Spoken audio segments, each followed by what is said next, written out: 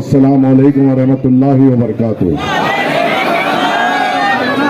आज का जलसा एक इंतखाबी चुनावी जलसा है और चुनाव में हर एक सियासी जमात या पॉलिटिकल पार्टी को यह हक होता है कि वो आवाम के दरमियान में आए, अपनी बात रखे ताकि आपकी जो ताकत, आपका वोट है वो हासिल कर सके।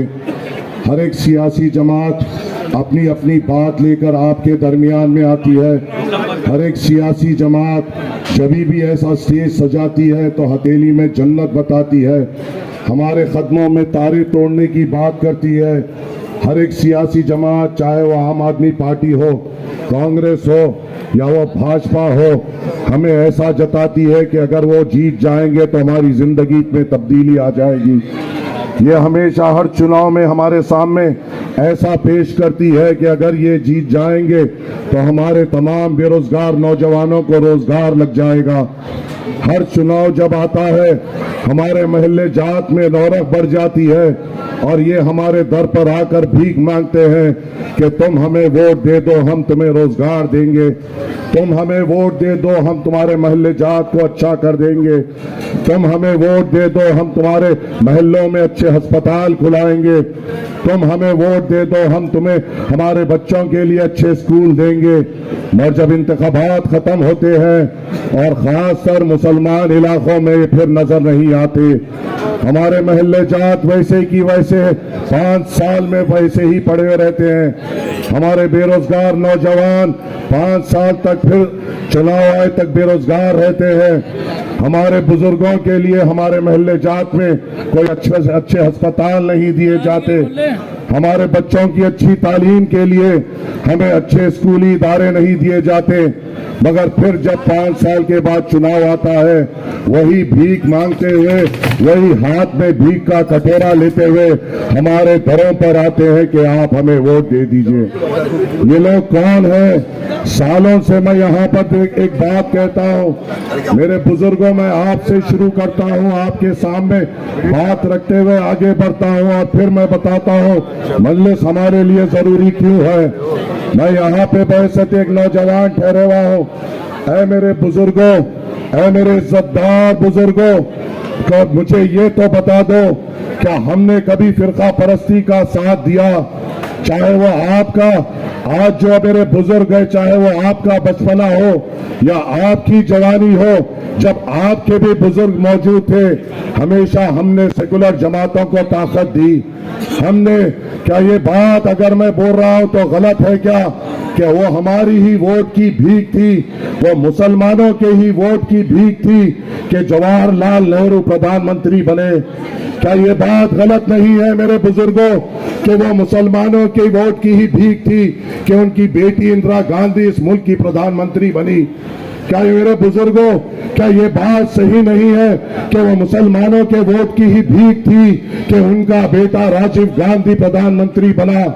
क्या मैं ठहर कर गलत बोल रहा हूँ कि वो मुसलमानों के वोट की ही भीख थी कि पीवी नरसिम्हा राव हो, एचडी देवगौड़ा हो, आई.के. गुजराल हो या मनमोहन सिंह हो, सबको प्रधानमंत्री बनाने में मुसलमानों में आगे बढ़ चढ़कर इनको ताउन किया और इनको प्रधानमंत्री की कुर्सी पे बना बिठाया।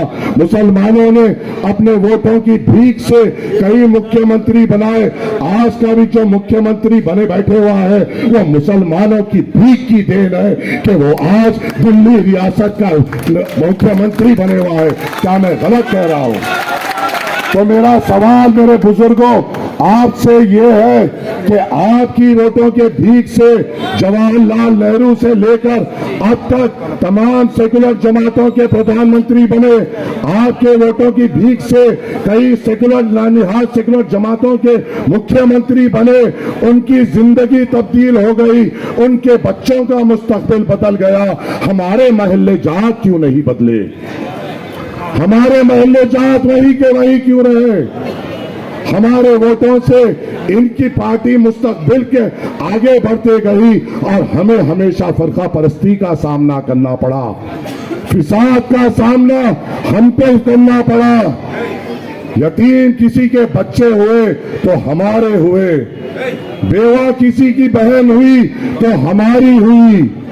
घर किसका उजड़ा तो हमारा उजड़ा, बेरोजगारी किसका मुकद्दर बनी, हमारा बनी, महल्ले जात जिसके महल्लों में धूल उड़ती है वो हमारी उड़ती है, सबसे ज्यादा जेल में कौन है, हम है, सबसे ज्यादा जिसकी इबादत गांव पे हमला होता है कौन है, वो हम है, वो सबसे ज्यादा कौन है जिसके दाढ़ी को पकड़ के मारा जाता है वो हम है, वो सबसे ज्यादा कौन है जिसकी टोपी को हाथ से मारकर गिराकर उसको लहूलुहान किया जाता है वो हम है। हर तरफ जुल्म हम पर होता है और जब वोट मांगने आते हैं ये सेकुलर जमातें हमें बीजेपी का खौफ बताते हुए ये कहते हैं कि तुम फिक्र मत करो, बीजेपी का मुकाबला हम करेंगे, तुम्हारी हिफाजत हम करेंगे। क्या इन्होंने कभी हमारी हिफाजत की, ये सवाल आपके सामने रखता हूं। मैं सिर्फ यहां पर आपके सामने हकीकत रखने आया हूं, ना मेरे अल्फाज पे ताली मारने की जरूरत है, ना मेरे अल्फाज पे कोई नारे देने की जरूरत है। अपने दिलों में टटोल लो कि आजादी से लेकर अब तक हमने किसको जिताया और जो जीते और जिसने उनको वोट दिया क्या उसने हमेशा हार का सामना नहीं करना पड़ा। हारे तो हम हैं, बेरोजगारी हमारा मुकद्दर है, अच्छे स्कूल हमारे महल्ले जात में नहीं है, अच्छे अस्पताल हमारे बुजुर्गों के लिए हमारे महल्ले जात में नहीं है।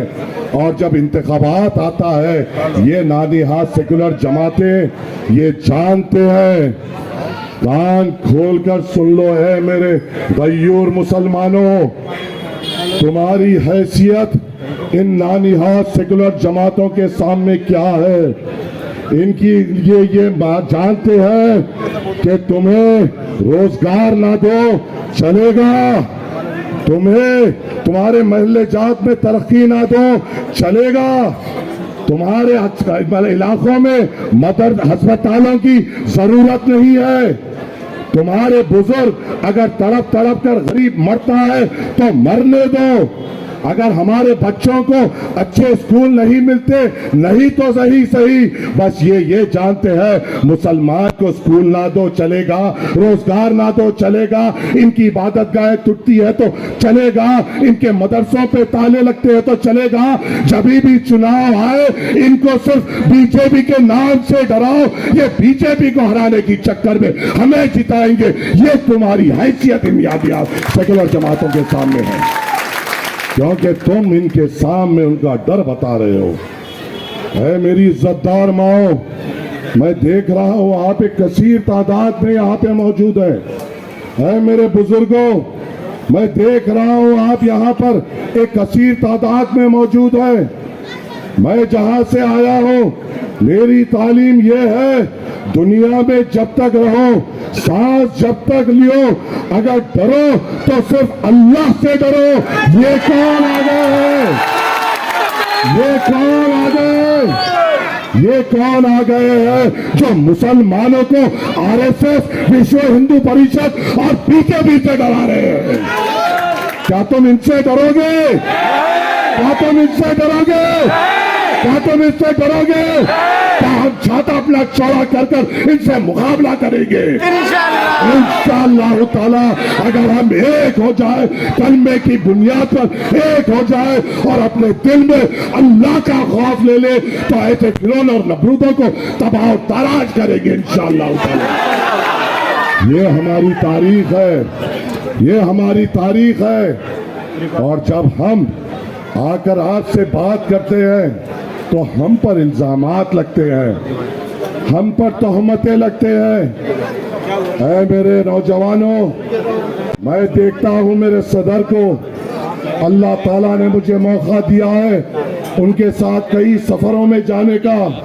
बिहार में हमने फिरे हैं। हमें इल्जाम लगाने वालों, मैंने देखा है मेरे सदर को बुखार में तपते हुए आवाम को मुखातिब करते हुए। इल्जाम लगाने वालों, मैंने देखा है मेरे सदर को हजारों किलोमीटर का सफर करते हुए ताकि आवाम के सामने रखकर अपनी बात कर सके। मैंने देखा है अपने सदर को अपने घर में अपनी बड़ी बेटी की शादी छोड़कर तुम्हारे लिए शरीयत के लिए लड़ते हुए पार्लियामेंट में। मैंने देखा है अपने सदर को आपके लिए हर तौर पे आवाज उठाते हुए। मैंने देखा है मेरे सदर को अखलाक के जिसके घर में उनकी बीवी को बेवा कर दिया गया, उनके बच्चों को यतीम कर दिया गया, उनके आंसू पोंछते हुए। मैंने देखा है मेरे सदर को नजीब के लिए आवाज उठाते हुए। मैंने देखा है मेरे सदर को जो हाफिज जुनैद, जो एक हाफिज कुरान था, यूपी से दिल्ली रमजान की ईद की खरीदारी करने आया था, जब वापस जा रहा था उसके छाते को खंजरों से मार मार कर छन्नी कर दिया गया, उसके माँ के कोख को उजाड़ दी गई, उसके बाप के कांधे पे दुनिया का सबसे बड़ा बोझ डाल दिया गया। मैंने देखा है मेरे सदर को उसकी आवाज बुलंद करते हुए। और ये सूरत से शक्ति कपूर दिखने वाले अब तू बोलेगा, अब तू असदुद्दीन अवैसी साहब के खिलाफ बोलेगा। और वक्फ बोर्ड के जमीनों पे जीने वाले शक्ति कपूर और धक्केबाज चोर हमारी औकाफी जायदादों पे अपने घर को अपनी औलाद की परवरिश करने वाले हमको बोलेगा। तेरी हैसियत, तेरी औकात मेरे सदर के जूती बराबर नहीं है, तो हमें बोलेगा। मेरे भाई यहाँ पर ठहर कर ये कह सकता हूँ मेरा सदर मर्द मुजाहिद है, मेरा सदर अपनी कौम पे मरना जानता है, मेरा सदर आपके ऊपर निछावर करना जानता है। तो क्या तू अपने स्टेज पे ठहरते हुए कह सकता है कि तेरा सदर मुसलमानों पे बढ़ सकता है? कहेगा? कहेगा? है तेरे में हिम्मत बोलने की? नहीं है। तेरे सदर ने ये कहा था कि राम मंदिर बना, मेरे दिल को सुकून हुआ, ये तेरा सदर है। मेरे सदर ने कहा था या बाबरी मस्जिद जहां थी वही रहेगी सूबे क़यामत तक। तेरे सदर ने ये भी कहा था कि मैं यहाँ से हिंदुओं को पैसे दूंगा राम मंदिर जाने के लिए। तेरे सदर ने हमारी तबलीगी जमात पर इल्जाम लगाया था। तेरे सदर ने कोविड के दौरान जब वहां पर नंबरात लिखे जा रहे थे तो ये लिख रहा था कि मरकज की वजह से इतने कोविड पेशेंट और आम आदमी में इतने कोविड पेशेंट। अरे तू उस अरविंद केजरीवाल का जरखेज गुलाम है जो हमारे दिल में अपने आप के लिए नफरत रखता है, और तू हमसे बात करेगा। बात तो ऐसा कर रहा था, ऐसा अपने आप को समझ रहा है कि ओकला का हीरो है। आईने में जाके गौर से देख, तेरी सूरत शक्ति कपूर जैसी है। अब शक्ति कपूर, अब मुझे ये फैसला बताओ, ऐ ओकला के लोगों या नूरानी सूरत वाले, शफीउर रहमान तुम्हारा एमएलए होगा या शक्ति कपूर तुम्हारा एमएलए होगा? ये तो मत लगने मत दो कि ओकला का एमएलए शक्ति कपूर है, बदनाम हो जाओगे। ये बदनामी अपने सर पे मत लो। शक्ति कपूर गैंग मास्टर गोगो है जिसने हमारे औकाफी जायदादों को लूटा। ऐ शक्ति कपूर, अगले बार तू जब खिताब करेगा तो ये जरूर करना, अपने अल्फाज कुछ भी निकलने से पहले, ऐ शक्ति कपूर तू पहले अपनी बैंक की किताब दे, फिर वक्फ बोर्ड का हिसाब दे, फिर हमसे बात कर।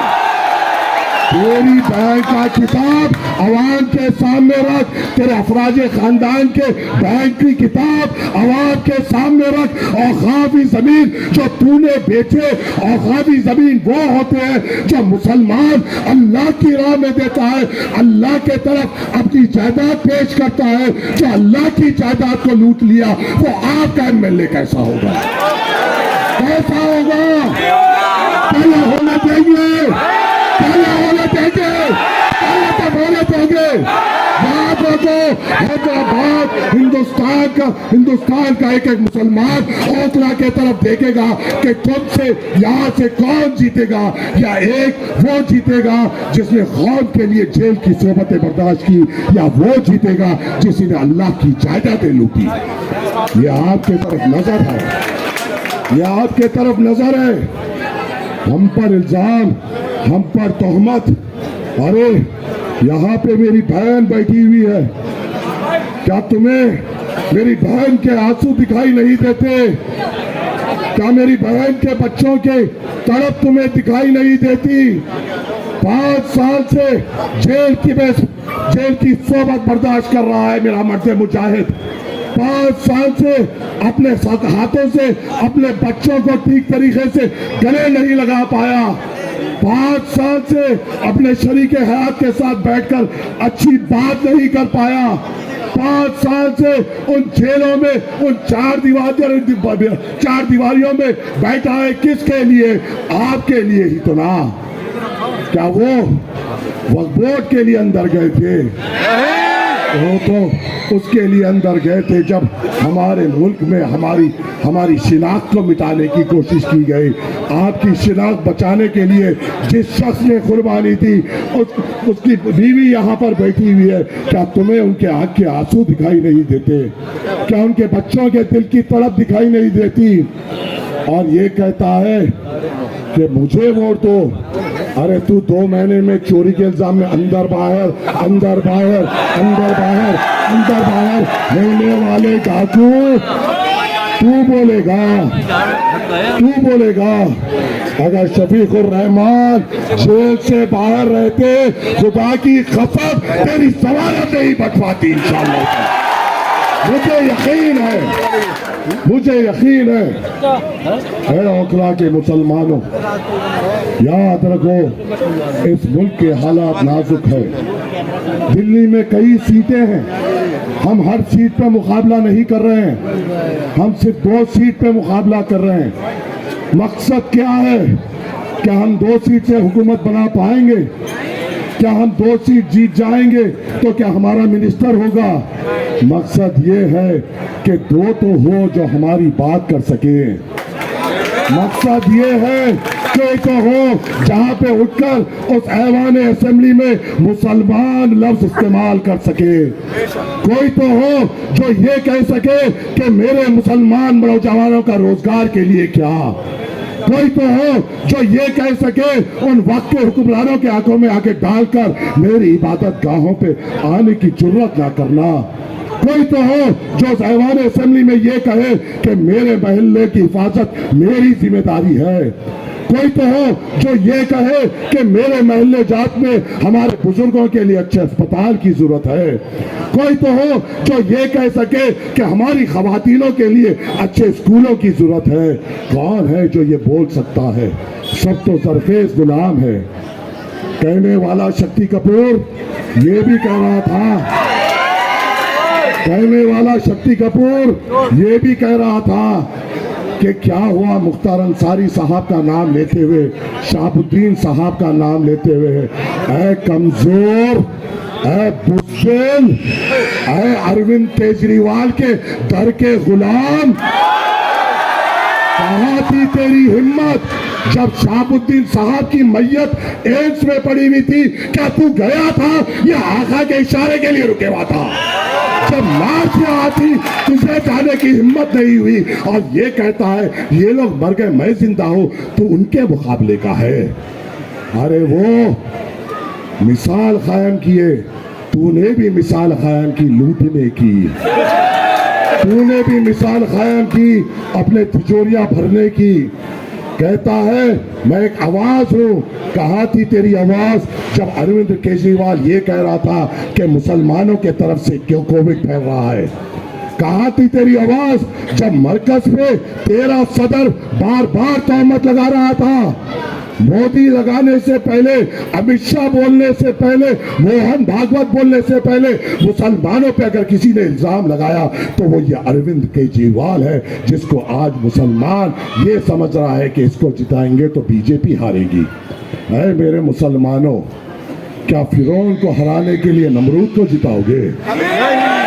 क्या फिरौन को हराने के लिए नमरूद को जिताओगे? क्या फिरौन को हराने के लिए नमरूद को जिताओगे? चाहे वो जीते या वो जीते, नुकसान तो हमारा होगा ना, कत्ल तो हमारा होगा ना, दाढ़ी तो हमारी पकड़े जाएगी ना, टोपी तो हमारी उछाले जाएगी, मदरसे तो हमारे बंद किए जाएंगे, मरकज में तो चाहे वो रो या ये रो दोनों भी इल्जाम लगाएंगे। जब ये इल्जाम लगाएंगे तो उस ऐवान असेंबली में दो तो शेर हो जो इनके गिरेबानों को पकड़कर ये कहे मेरे मुसलमान नहीं, मेरे मुसलमान के तरफ कोई आंख नहीं, मेरे महल्ले जात के तरफ कोई उंगली नहीं, मेरे महल्ले जात के तरफ कोई कदम नहीं। अगर उंगली उठेगी उंगली तोड़ दी जाएगी, टांग उठेगी टांग तोड़ दी जाएगी, आंख उठेगी तो नजर भी ना अंधी कर दी जाएगी। ये बोलने वालों की तो जरूरत है ना, है ना? तो फैसला क्या करोगे? फैसला क्या करोगे? फैसला क्या करोगे? क्या फिर देखो, ये भी हम देखेंगे कि तुम किससे डरते हो। अगर यहां से शक्ति कपूर जीतता है तो हमारा दिल कमजोर है, अगर हमारा दिल मजबूत है और हम सिर्फ अल्लाह पे तवक्कल है तो इंशाअल्लाह ताला मुसलमान निकलेगा, पतंग के निशान पे वोट डालेगा और इंशाअल्लाह 5 तारीख के दिन ओखला के आसमानों में सिर्फ पतंग पतंग पतंग इंशाअल्लाह ताला।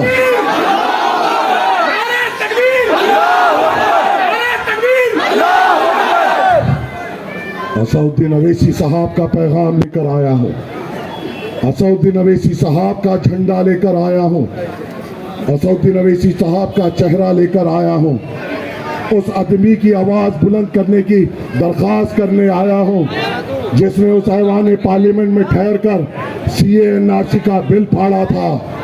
बताओ है मेरे गैयूर मुसलमानों, गादरी पर कौन बोले? आप मुझे बताइए, हर तरफ जहां भी फसादात होते हैं या कोई भी किस्म के हम पर जुल्म होते हैं, कौन बोलते हैं? सिवाय मजलिस इत्तेहादुल मुस्लिमीन के कौन बोलता है मेरे भाई? और जब हम यहाँ पर आते हैं तो ये कहते हैं अरे इनको मत देखो ना तो बीजेपी जीत जाएगी। अगर बीजेपी का डराने का दम है तो तू दम रख। और मजलिस इत्तेहादुल मुस्लिमीन आपकी अपनी जमात है, आपकी अपनी ताकत है और इसको ताकतवर करना, मजलिस इत्तेहादुल मुस्लिमीन को मजबूत करना आपकी जिम्मेदारी है। उम्मीद ये करता हूँ कि आप मजलिस इत्तेहादुल मुस्लिमीन को कामयाब करेंगे। कल 3 बजे इम्तियाज जलील साहब का हुक्म हुआ कि सदर साहब ने कहा कि आप यहाँ पर रहना, आया हूँ आपके दरमियान में बात करने के लिए और इस उम्मीद से जा रहा हूँ कि आप मजलिस इत्तेहादुल मुस्लिमीन को मजबूत करेंगे, आप बादशाह असदुद्दीन अवैसी साहब के हाथ मजबूत करेंगे, आप यहाँ पे शफीकुर रहमान साहब को अपना विधायक बनाएंगे ना? बनाएंगे ना? तायद करो और नारा दो, नारे तकबीर, नारे तकबीर, नारे तकबीर। मजलिस इत्तेहादुल मुस्लिमीन, मजलिस इत्तेहादुल मुस्लिमीन, मजलिस इत्तेहादुल मुस्लिमीन, शफीकुर रहमान, शफीकुर रहमान, शफीकुर रहमान। इंशाअल्लाह 5 तारीख के तक आसमानों में पतंग पतंग पतंग।